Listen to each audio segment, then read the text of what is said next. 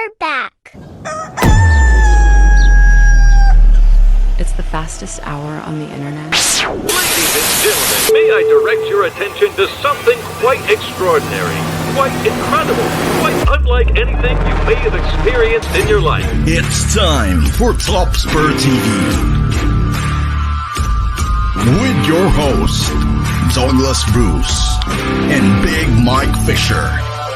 Fasten your seatbelts. It's time for Topspur.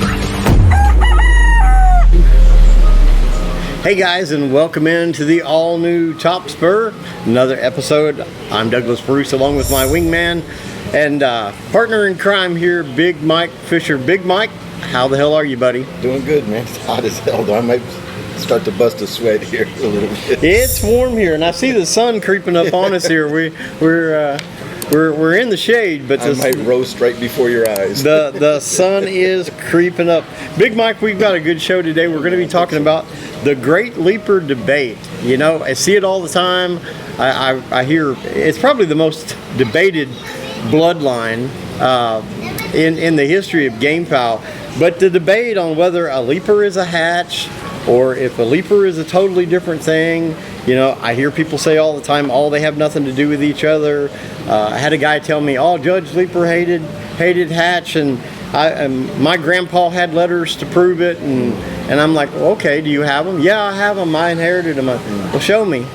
And mysteriously, he couldn't find them at that time or whatever. But you know, it is such a controversial thing because a Leiper and a hatch look pretty much alike. I call them hatch. Yeah, well, yeah, and so does about half of everybody. But I'm a newbie. I'm not one of these old guys that's, you know, 6 generations into it, and so I don't really have a dog in the fight. They were calling them Leiper hatch in the 50s and 60s. Judge Leiper died in 1960, I believe, but they were calling them Leiper hatch. See, I learned more sitting around shooting the shit with you about these damn chickens than I ever would. I mean, that's a fact right there. I learned more just sitting here and discussing things. I'm a plethora of useless information, as Buddy Landell used to say. A shit ton of useless facts, but a lot of people don't. You know, the history of Leiper and hatch goes all the way back. Their relationship began in 1900, the year 1900. They met at a country club, and I'll give a little bit of the history of Leiper, even why they called him Judge. His name was John, but his friends all called him Jack. Very few people called him Judge at that time, but it was because at one point before he met Hatch, when he was a young man, he had been an attorney, and then he became a justice of the peace for about 4 years, a short period of time, where he wasn't really like a full-blown judge. He was like a magistrate court judge. Different titles. Yeah. Today's this, tomorrow this time it might be this schedule. He could marry people and he could settle, you know, disputes and things like that. But it wasn't like he presided over a big courtroom and was a full client. And they called him judge as a same reason they call people doc so and so here, or they're a veterinarian. Sure. They call them doc, or they call them boss or whatever, you know, term of affection or endearment. But there's such a debate over it, and you know, I wrote in my book History of the Gamefowl, which I have right here. It's available on our website, guys. But I wrote in the book a huge chapter on hatch and Leiper, and then I wrote about Leiper and his fowl in a separate chapter. But there was so much controversy over it, and since 1960, since Leiper passed away, and information on there. I've never seen a more misinformed subject in the gamefowl industry than that. Well, I think a lot of when we used to do the show before, we talked, we had bloodlines, faker fowl and stuff, and then you would give a little backstory on what the real stuff was made of, and I was always amazed. And you know, you were the one who taught me, you know, breeding this with this, you can hide something, you know? Yeah. So I think if you really dig into most bloodlines, they're not what people, even me, you know, when people talk about straight comb round heads and stuff, and you wonder why. We figured that stuff out here, and I think that this is just another one of those things people like to argue about. It is, and you know, and Gamefowl people love to argue, man. Yeah, they do. I get caught up in the drama too sometimes, but shit, we can argue, man. Well, and the thing is, you know, I don't know why people are so misinformed about this story. It took some research. I mean, I spent some time digging into this story and going all the way back. But the truth is there. Yeah. You know, you know, when you put together all the 5 or 6 accounts about Leiper and about Hatch, and then you everything I did, I researched, I weighed it against the census records, and there's a lot of vital information in the census records about Judge Leiper, where he was, what he was doing. When he left Hatch's employment 10 years later, he only moved 4 miles away. His farm was 4 miles away from Hatch's farm, and the two remained friends. According to E.T. Piper, who was the editor of Feathered Warrior and knew all of those men, he in the 30s, Piper said he went and saw Hatch's fowl fight, and he went and saw Leiper's fowl fight on a regular basis, and he was giving all these reports about him and all of that all throughout, you know. So, you know what? It just all goes back to the internet, and social media is the worst damn thing that ever happened to the Gamefowl industry. It really is, because you can say whatever you want. It doesn't have to have any shred of truth about it whatsoever. Well, that's the thing I always say. Well, it's on the internet. It's got to be true. It's got to be true, right? Absolutely. It says it right here. A little bit about Judge Leiper himself, John or Jack Leiper. He was born in the late 1800s, or in the 1800s. His family was aristocratic Pennsylvania family. His grandfather had held a high government position. It's either his grandfather or his great grandfather was a Revolutionary War hero and was I think a secretary to Thomas Jefferson. Jefferson actually lived in a house of theirs. When Jefferson was in Washington, before he became president, in Philadelphia. Before he became president, he rented a house from the Leiper family, and so they were very wealthy. They owned part of a railroad. They owned part of a bank. They had plenty of money. And the judge... It takes a lot of money to do this shit. Yeah, exactly. Yeah. All of the family were all politicians, all lawyers, and all of that. And Jack was expected to follow in their footsteps. He did go to law school and opened up a law practice, but quickly dropped out of it. He didn't want to practice law. He went to law school, but he didn't want to practice law.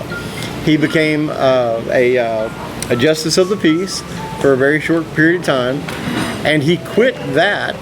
He quit practicing law and being a justice of the peace to go play baseball in the early 1890s. Wow. He was a professional baseball player. Interesting. And played for a couple of different teams and traveled the country via train, playing this newly founded game of baseball.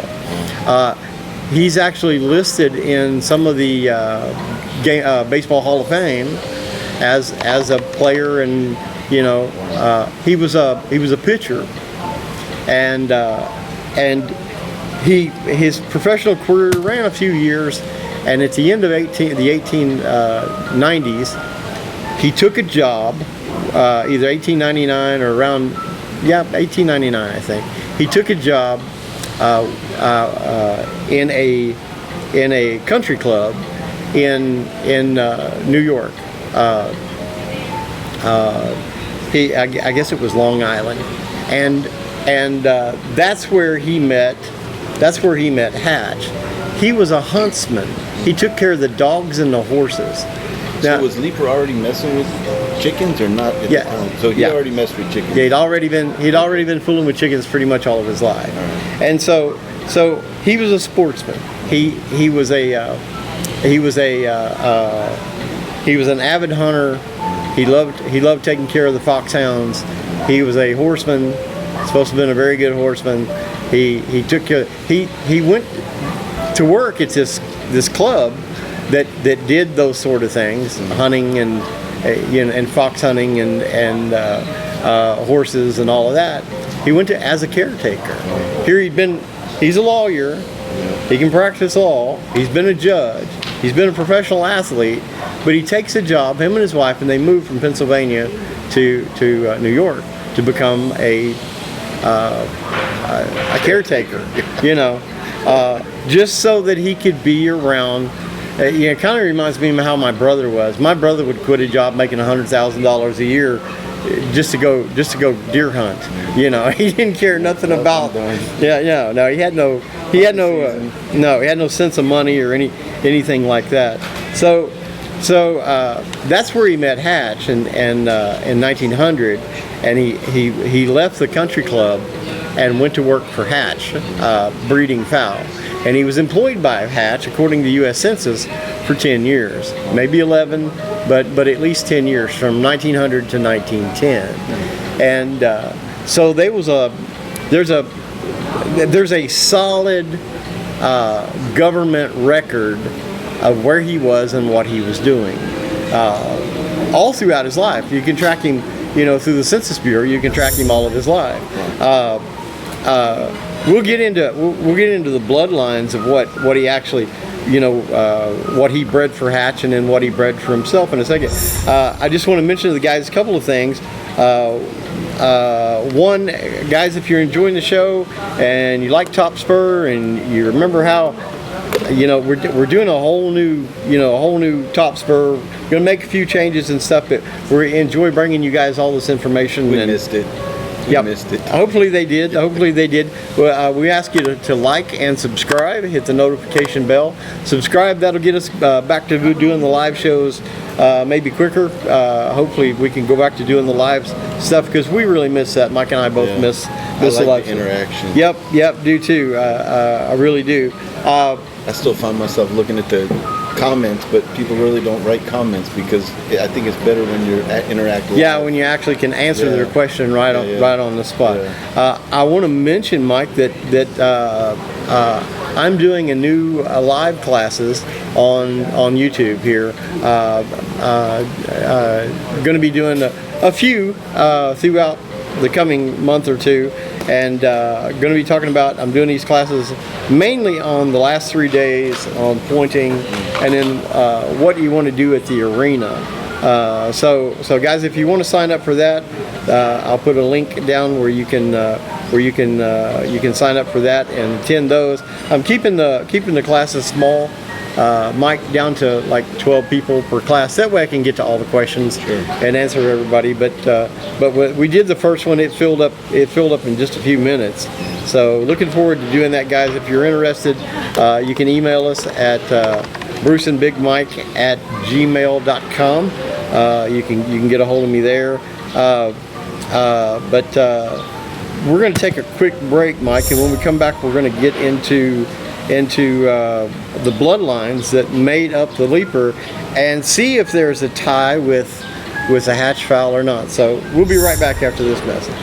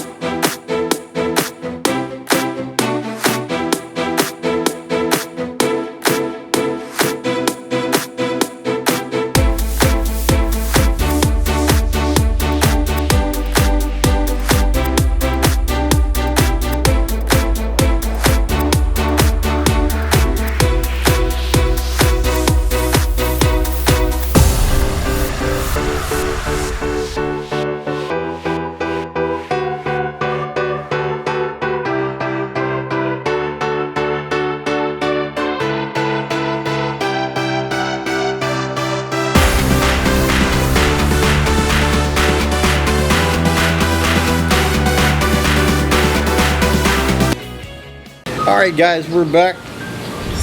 Big Mike, we are taking on the great Leiper debate today, a highly disputed, but you know, I chased this story down because it was one that was so hotly contested. When before I wrote the book, History of the Gamefowl, I chased. Used to come up when we were doing the show all the time. When people would when we were doing like Faker Fowl or something like that, and I just remember people always, you know, chiming in about that. And I always ask them where they got their information. Yeah. What research did you do on this? Well, there's a guy, I heard a guy talking, it's always some guy who was talking, but there's never any. So I was like, you know what? I'm gonna find out what the deal is on this, because I'd heard all kinds of stories over the years. Everything from they were friends and to they hated each other to they never even freaking met. But when you dig into the actual history of it, and you got something to substantiate the stories, like multiple, I think there was like five different Gamefowl documents that I drew from on the history, and then the census records, and all of that, and for like Mike Kearney and people like that are a part of the story, immigration records, I can tell you, I wrote about exactly the date that Kearney landed in Ellis Island from Ireland, the Kearney White Hackles, and what he brought with him. He brought 12 cocks with him when he came over on a boat, and would put them out and drop out, little pins every day in the sun, a 3-month trip from Ireland or whatever, however long it took. So, and I pride myself on being somebody that chases down, the facts. I really want. I'm glad you do it, man. It saves me a lot of time and effort. Yeah. I appreciate your effort. I'm sure you can buy this book, guys, for like $79 or $89. And whenever I read that thing, it's like you're talking. Hear my voice. Yeah, a lot of people tell me that I can hear your voice in my head when you. Well, I write like I talk. That's what I mean. Yeah, with your cadence, the way you wrote it, the cadence of it sounds like your voice. Yeah, that style. I want to mention we got a new sponsor on the show here, Black Rooster. You've seen their commercials. You're going to be seeing a lot more of them.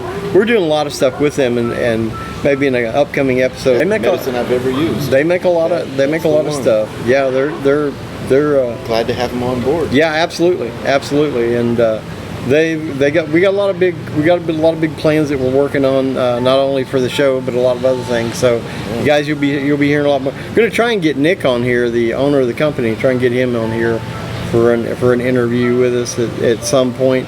The Leiper fowl, Mike. What we know for sure is that Leiper used, now when he was working with Hatch, this is what he was breeding, and he was breeding his own stuff at the same time he was working with Hatch, because when he left Hatch, he took his chickens with him, and he started in 1900, and we know that part of the makeup of the Hatch and the Leiper are Mike Kearney's White Hackles and Mike Kearney's Brown Reds. They're both in the Leiper fowl and the Sanford Hatch fowl. We also know that to both batches that Leiper had a cock that he got from Herman Duray. It was a little small cock. It was pumpkin colored. It was a golden colored cock. Kearney gave that cock to Leiper. Kearney was working for Herman Duray at the time, and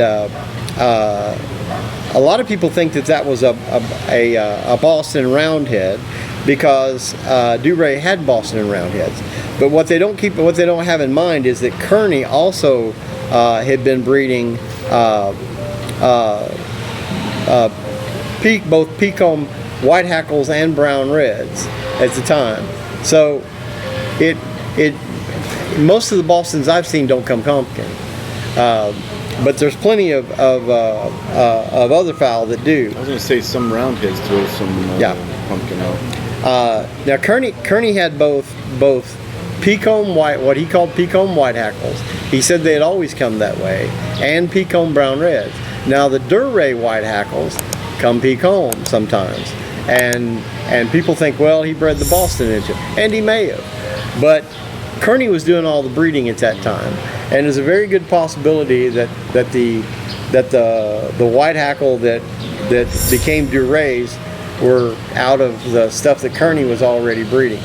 I have documentation where Kearney said himself, Mike Kearney, the old man, said himself that his Boston, or that his white hackles had always been Peacomb ever since he had them in Ireland, and so did his brown reds. They came Peacomb as well. And then later, years later, in a document that I have, his son Harry, Kearney's son Harry, said the same thing, that his dad had said they had always come that way. So a lot of people say, well, there's no such thing as a Peacomb white hackle, which traditionally there's not. But Kearney's came that way, and so did Durays, who we work for. So who knows what's in them? I think some people just like certain. Me, I like Peacombs, but I did notice that my straight comb roundheads have a lot of power. I don't know what, maybe it's a genetic thing they have, but then there's some people who only like straight comb, anything but straight comb, you know? So it could just be perfect, you know. Me and you, if we breed the same bloodline, come back in 5 years, you're gonna have something totally different. Yeah, absolutely, absolutely. And I always like Peacomb fowl, but not for any reason other than they're easy to trim. Yeah, that's the thing. That's the only thing. That's the reason that I. But I'm like you, Mike. I just like roosters that can win. Yeah. A little more about the Leiper stuff. This cock was a 412 cock. Like I said, some people said it was Boston. Some people claim that it was a Kearney cross, something that Kearney was breeding. A.P. O'Connor, who's an author from that time period, wrote 2 or 3 books, which I happen to have. A.P. O'Connor was a gamefowl historian and all of that, the turn of the century. He claims it contained yellow birchen. Yeah, that it was the Duray cock, which would explain the pumpkin color. But anyway, whatever it was, it got bred into them. Now, I know that at the beginning with Hatch, that according to Hatch himself, Sanford Hatch himself, that a green-legged cock from Mr. Cassidy was bred, and Harry Jeanette's black reds were bred into it with the Kearney fowl as well. Now, Harry Jeanette is an interesting character, and as after I wrote the book, I found more research on him, because he was the one who is credited with. Yeah, some of the old timers may remember the Jeanette piles. He had a famous strain of pile fowl that were very, and he did really well up there in the New York area, in the Troy pit and some of those tough pits from 125 years ago. But Jeanette was part of that Tammany Hall group. If you've ever seen the movie Gangs of New York, they're fighting over the 5 points in New York. Well, Tweed, William Tweed, they called him Boss Tweed. He was the politician that was there, that was buying votes and doing all of that. Tweed in real life was eventually convicted for he had embezzled somewhere between $25 and $45 million at that time. Back then, yeah. Yeah, somewhere around like $5 billion today. But he had embezzled that money from New York state voters. He was congressman. He was a U.S. congressman. I think he was a state senator. But he ran that whole political group. It was actually the Tammany Hall was a political machine for the Democratic Party. So, Imagine that.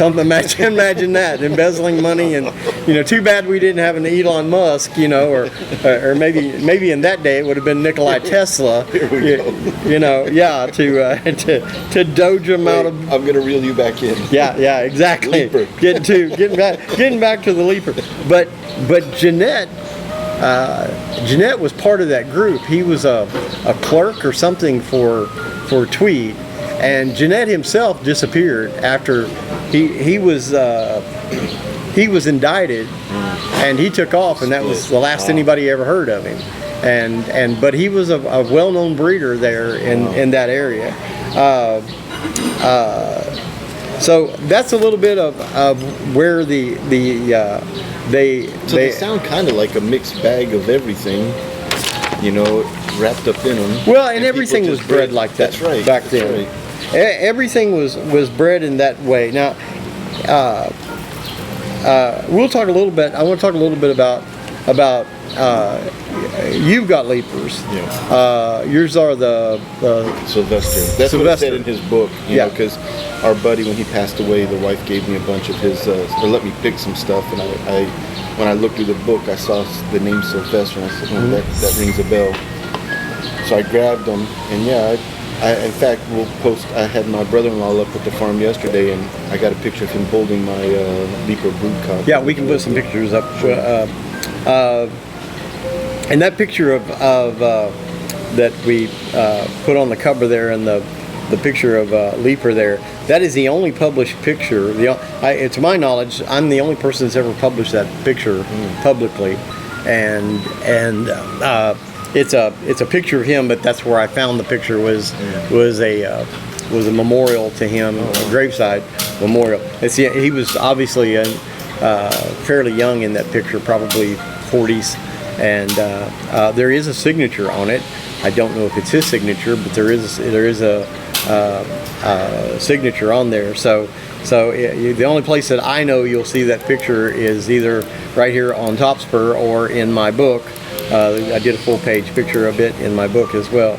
So tell me a little bit about what you've observed about your Leipers, and guys, tell us about your Leipers as well. If you're in the comments, just down below, hit the comments and tell us if you've got, tell us your Leiper story. Tell us about your Leipers and how are they different from your hatch fowl. What makes you believe one story or the other. Mike, I know hatch. Part of my hatch line came out of blood that I bred from you. Well, Steve's are aggressive, man. I mean, to the point where the cock that I got from him is mean. You really got to watch it with that guy. And I know you wouldn't tolerate that shit. No, I got a cure for that. Yeah, he wouldn't last. But the offspring seem to be better off, But when we practice them, they're a bit aggressive too. But they learn from it, And that's one thing I like about them. They seem to be a smart bloodline. And I haven't tried any of them yet, but that's what I brought down to Florente's house a few, and next month we'll be able to put them to work and see how they do. Yeah. But so far I like them. They're mine from Steve happen to be counter punchers, and I like that. Even though they're aggressive, they'll rush in, but they'll stop. And they'll feint. Pump fake. Yeah, like a Filipino mom. Yeah, that's right. Yeah. So, but to be honest, they look just like a dark hatch. Now when we talk about hatch is just the name of the guy. So it's not like it's a certain. It's not like a white hackle. A white hackle is an actual entire bloodline. Yeah. It's like saying, it's like black is a color. Well, with Hatch was just the man's name, and they bred. I know because I went back and did the hard work. I did the research. I paid the money to all these ancestry sites and all that shit. They bred the 10 years that Leiper was working for Hatch. They bred dozens of combinations. And they had every color leg, every color chicken, and whatever the ones that worked, they kept and bred. The ones that didn't work, Leiper got rid of. there was a ton of stuff. They started out, the hatch chickens until primarily were like 90% yellow-legged red roosters. Pecan.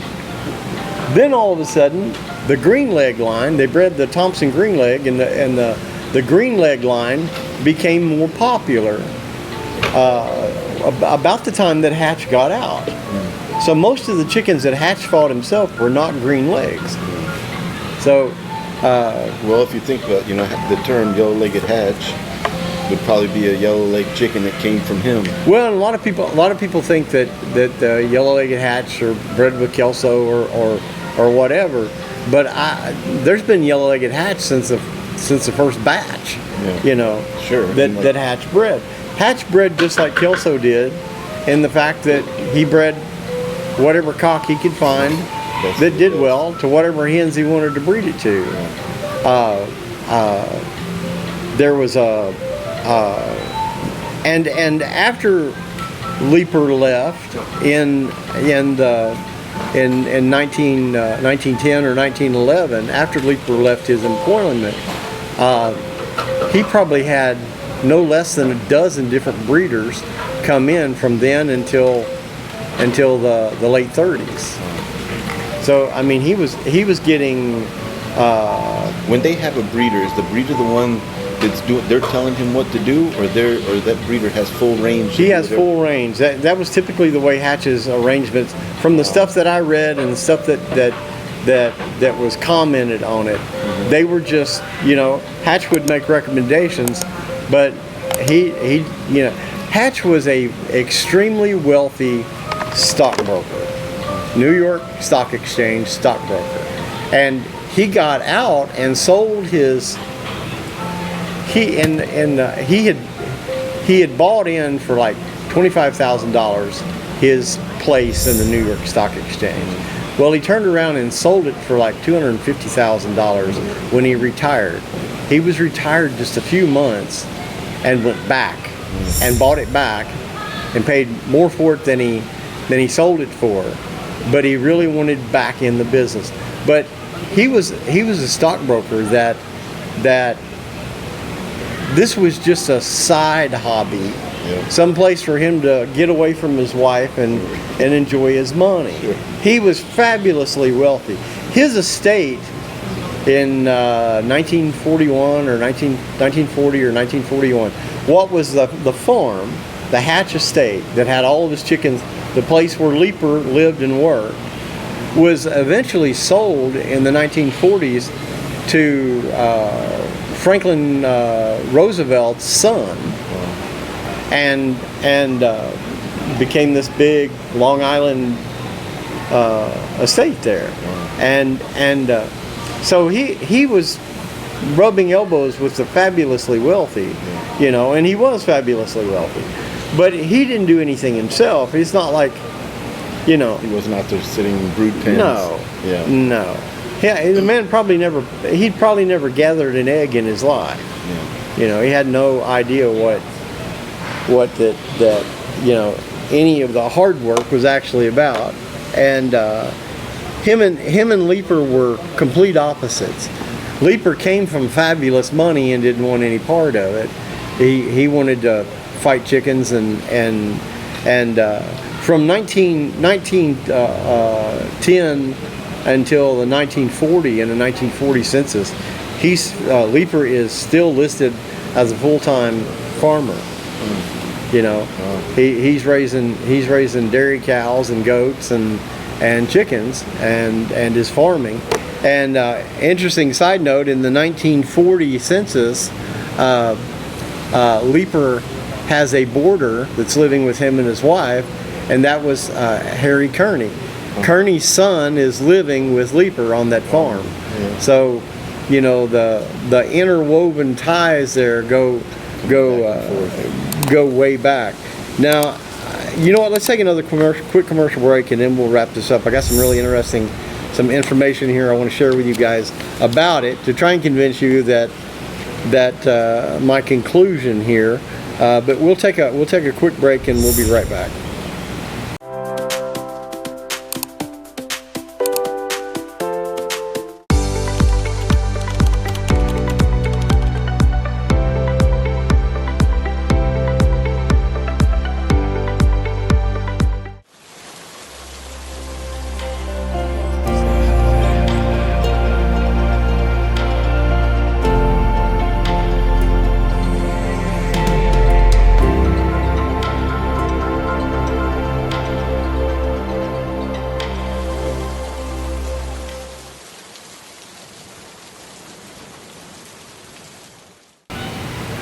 Welcome back in, guys. Douglas Bruce here, along with my co-host and wingman extraordinaire, Big Mike Fisher. Here on the all-new Topspur, we're talking about the great Leiper debate. Is a Leiper a hatch? And we've given you guys some pretty conclusive information. I spent a lot of years researching this story because I wanted to get to the truth of it. But Big Mike, you know, they sure look a lot alike. They do. I mean, mine are a little bit dark. But I don't know. The one that Florente's holding in that picture, they can see it. It you know, a hatch. Well, the thing is, I don't think that if I handed a guy a rooster and told him it was a hatch, or I told him it was a Leiper, that he could tell. I don't think there's anybody out there that could tell. Yeah. I don't think there's anybody out there. Now, if there's some difference, guys, you think you can tell the difference in one, be sure to leave it in the comment and let us know, you know, what the difference is, because I couldn't find it in the research. So, in 1960, Leiper passed away. He was 92 years old. 1960, he had gone back. He still owned his farm, but he had gone back to Pennsylvania, and passed away there in Pennsylvania, where his family was all from. E.T. Piper in the Feathered Warrior did a tribute to him. Wrote a very informational, very moving obituary and a tribute to him. And Piper says that he, meaning Hatch admitted he had added lots of bloodlines, and according to a great many men, a lot of what he had added had come from John Leiper.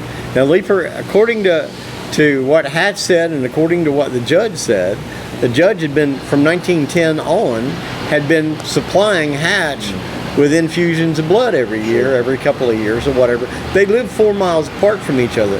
They remained friends the entire time. Hatch passed away. Hatch gave away all of his fowl, or he didn't sell them, he actually just gave them, 1940-ish, to Henny Matthias, or whatever his name is. I don't know the pronunciation of it, but he gave them all to him, and they had bred a lot of the white hackle into him. I guess the Morgan white hackle. He'd been breeding for Hatch for a number of years at that point, and so he gave all of his fowl to his breeder at that time. Well, he turned right around before Hatch even passed away. Hatch died in like 1945 or 46. He turned right around and sold all of the Hatch fowl to C.C. Cook, and J.D. Perry took over breeding for them. And Perry added a lot of, he made the modern day Hatch. He had a lot of claret blood to them, and got their head up, and got them from single stroking to multi-stroking, and got them off the ground a little bit. But yeah, because back then, at that time, they're more durable. Yeah. Just not so. Yeah, they were like a punch cock. Because they're not like that now. No, especially not here. Now, when I was a kid, Hatch fowl were single stroke, hard hitting, couldn't cut, low headed. You know, they were just punching bags. You know, they were like sparring dummies or something. You know, very different. It says that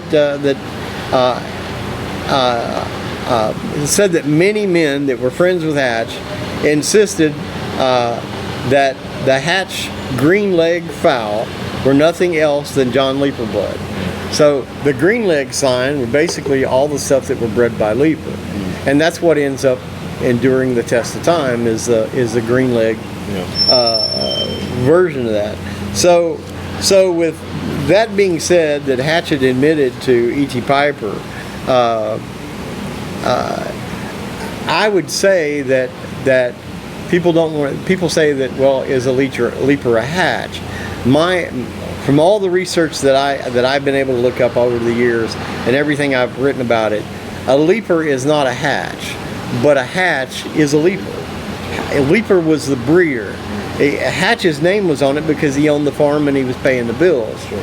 But the truth of it is, the breeder of the Hatch was Judge Leiper, and then he continued to prop them up until the 1940s. There's not any of that blood left anyway. Yeah. You know, guys can debate whatever they want, but once C.C. Cook got them and started breeding them, they started pouring. They poured the claret blood to them. Guys over the years have, you know, that's like trying to say that there's still pure, you know, still pure Kelsos left, or there's still pure this or pure that. Every breeder breeds in a different direction. Sure. They're all very different. Judge Herman Thomas Leiper, H.T. Leiper, passed away August the 23rd of 1960 at the age of 92. He lived a lot of years after Hatch died. Hatch died in 45 or 46, and so but he had been Leiper had been out of fowl. He hadn't been breeding in some years before he passed away. The motto of the New York Gamefowl group that Hatch belonged to, Leiper, Kearney, all of those guys belonged to, they had a motto there that Mike Kearney had given to the group: gameness first, last, and always. And that was the motto, you know. And a lot of American breeders are still that way, you know. They believe in that. You know, what do you think about people that, you know, that you know, and I'm open-minded, but a lot of people are just saying, you know, well, I don't want them to be hatched, so they're not, you know. I mean, how do you... I mean, what's anything anymore? Exactly. It's whoever's breeding it right now. You know, then that's, you know, if you've had them for a year or two and you've bred them a couple of times, they're you know, you're the one making the changes to them. Then it's your perception of what you want. I always said that my green leg chickens over the years were hatch type fowl, because they were only hatch type fowl in appearance. They not in fighting style at all, because they were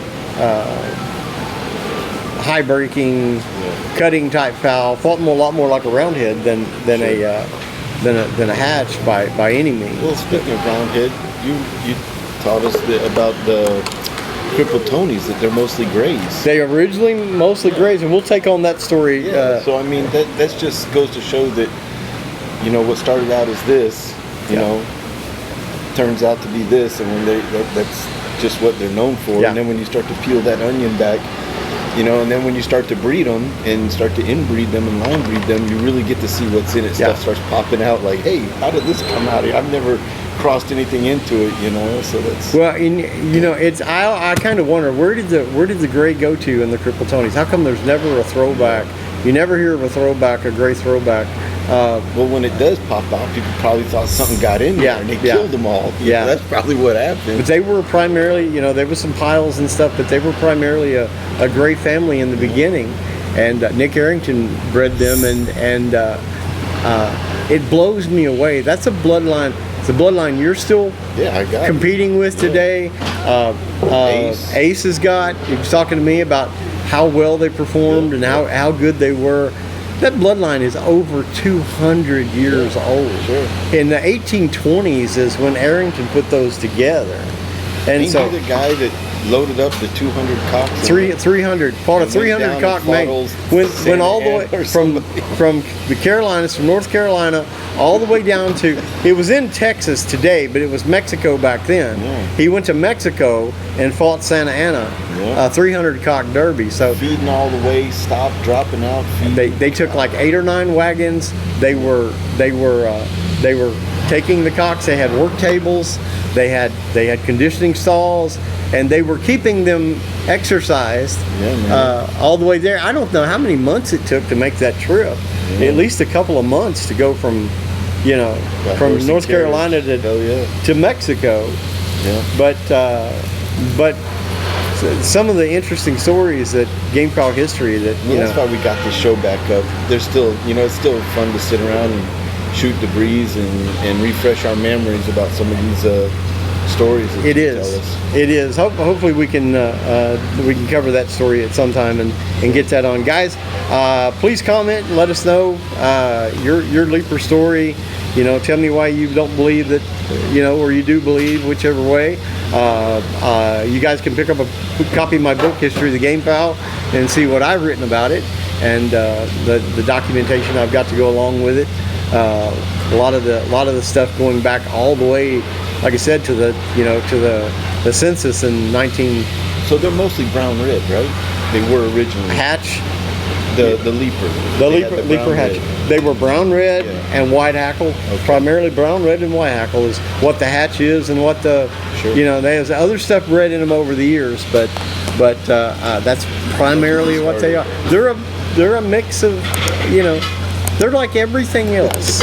You know, the more of the stuff It's that I pure, study it's over pure. the years, the more of the stuff I study over the years, the more I find that it's Heinz 57, as my dad used to say. You know, and it shows people you shouldn't get pissed when something pops out. Yeah. You know, it might turn out to be the old. yeah, and genetics these that guys got 'em that these guys that are on here saying, you know, ain't no such thing as a straight comb round head. Oh, geez, you know. All right, we'll reel it back in. Exactly. Exactly. I could go on for an hour, you know. After all, I am We were supposed to the keep number these one short. hated man in the gamefowl industry, or so I was told. You're not worthy. Yeah, evidently. But I have fun doing it anyway. Yeah, man, me too. Guys, hit the subscribe button. You can comment. You can email us, bruceandbigmike@gmail.com. Let us know what you think. Let us know if you got any show ideas, what you want to see. Guys, we love you. We appreciate you. Big Mike, I'll give you the final word here, buddy. All right, guys, good seeing you again. We'll see you next week.